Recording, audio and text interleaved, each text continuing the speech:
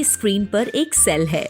हम पहले ही देख चुके हैं कि इसके अंदर अलग अलग ऑर्गेनल्स होते हैं जो एक नाजुक मेम्ब्रेन के अंदर कॉम्पैक्ट रूप से पैक होते हैं, जिसे सेल मेम्ब्रेन या प्लाज्मा मेम्ब्रेन कहते हैं। हम देख चुके हैं कि सेल मेम्ब्रेन डिफ्यूजन प्रोसेस का इस्तेमाल करता है गैस और पानी के मॉलिक्यूल्स को सेल के अंदर और बाहर ट्रांसपोर्ट करने के लिए। लेकिन यहाँ सिर्फ डिफ्यूजन प्रोसेस का ही इस्तेमाल नहीं होता, और भी कई हैं लिस्ट में। चलिए इन मेथड्स को देखें इस वीडियो में। एक बात बताइए, हम कम ऊंचाई से ज्यादा ऊंचाई तक पानी कैसे पहुँचाते हैं? जी हाँ, पंप की मदद से, क्योंकि ये अपने आप नहीं होगा। एक फोर्स या कुछ एनर्जी की जरूरत होगी पानी को ऊपर खींचने के लिए। इसी तरह एक सेल में कुछ मॉलिक्यूल्स को सेल के अंदर लाना या बाहर ले जाना पड़ता है। इसके लिए एनर्जी खर्च करनी पड़ती है। इस्तेमाल होने वाली एनर्जी एटीपी मॉलिक्यूल्स के रूप में होती है। इसे एक्टिव ट्रांसपोर्ट कहते हैं। इसका मतलब है कि एक्टिव ट्रांसपोर्ट में एनर्जी को खर्च करने की जरूरत होती है। ट्रांसपोर्टेशन सेल मेम्ब्रेन पर मौजूद प्रोटीन मॉलिक्यूल्स द्वारा किया जाता है। दूसरी तरफ डिफ्यूजन में एनर्जी की जरूरत नहीं होती है, इसलिए ये पैसिव ट्रांसपोर्ट का एक प्रकार है।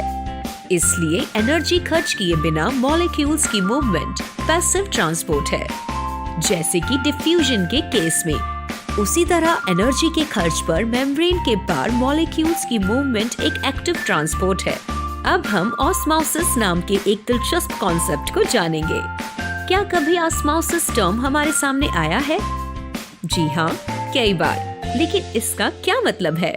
हायर वाटर कॉन्सेंट्रेशन से लोअर वाटर कॉन्सेंट्रेशन तक एक सेमी परमेएबल मेम्ब्रेन के थ्रू पानी की मूवमेंट को ऑस्मोसिस कहते हैं। मान लीजिए कि हमारे पास एक कंटेनर है जो इस सेमी परमेएबल मेम्ब्रेन से बटा है। अब हम दोनों साइड्स में शुगर सॉल्यूशन ऐड करते हैं, लेकिन दोनों का कॉन्सेंट्रेशन अलग है।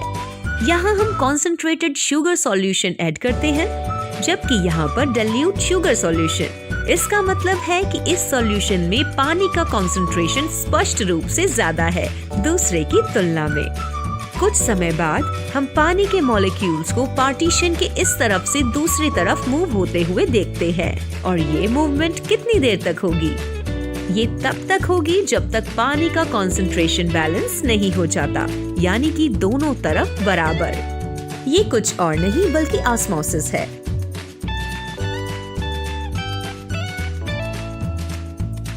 हम सब ने देखा है कि किशमिश को कुछ समय के लिए पानी में रखने पर वो फूल जाती है। क्या आपको पता है ये कैसे होता है?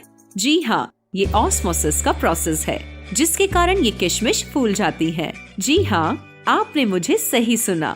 ये ऑस्मोसिस का प्रोसेस है, जिसके कारण आसपास के माध्यम से पानी किशमिश की सेल्स में घुस जाता है, जिससे वो फूल जाती है। क्या हम ऑस्मोसिस को एक बार डिफाइन कर सकते हैं? इस प्रोसेस में एक सेमी परमेएबल मेम्ब्रेन के थ्रू हायर वाटर कॉन्सेंट्रेशन से लोअर वाटर कॉन्सेंट्रेशन तक पानी मूव होता है। एक दिलचस्प बात ये है ऑस्मोसिस के बारे में कि पानी की मूवमेंट उसमें घुले हुए पदार्थों की मात्रा पर निर्भर करती है। और इसका वास्तव में क्या मतलब है? आइए इसे बेहतर समझने के लिए हम एक एक्सपेरिमेंट करें। चलिए हम 3 प्लेट्स या कंटेनर्स लें और हर एक में अलग अलग कॉन्सेंट्रेशन के सॉल्ट सॉल्यूशन को लें। चलिए हर एक में हम कुछ रेड ब्लड सेल्स यानी RBCs को ऐड करते हैं। थोड़ी देर में हम स्पष्ट रूप से देखते हैं कि पहले सेट में सेल्स सिकुड़ गए, दूसरे सेट में सेल्स बिल्कुल वैसे ही हैं, जबकि तीसरे सेट में सेल्स फूले या बल्ज हुए हैं। ऐसा क्यों हुआ? चलिए इसे समझें। पहले केस में आसपास के सॉल्यूशन में पानी की मात्रा कम थी सेल्स की तुलना में। दूसरे शब्दों में सॉल्यूशन में सॉल्ट की मात्रा ज्यादा है और इसलिए ये सॉल्यूशन कॉन्सेंट्रेटेड है। यही कारण है कि वाटर मॉलिक्यूल्स सेल के अंदर से बाहर के सॉल्यूशन में चले गए, क्योंकि सेल्स के अंदर पानी का कॉन्सेंट्रेशन ज्यादा था, इसलिए सेल्स सिकुड़ने लगे। इस तरह के सॉल्यूशन को हाइपरटोनिक सॉल्यूशन कहते हैं, यानी कि ये सॉल्यूशन हायर सॉल्ट कॉन्सेंट्रेशन के होते हैं। अब दूसरे केस पर एक नजर डालें।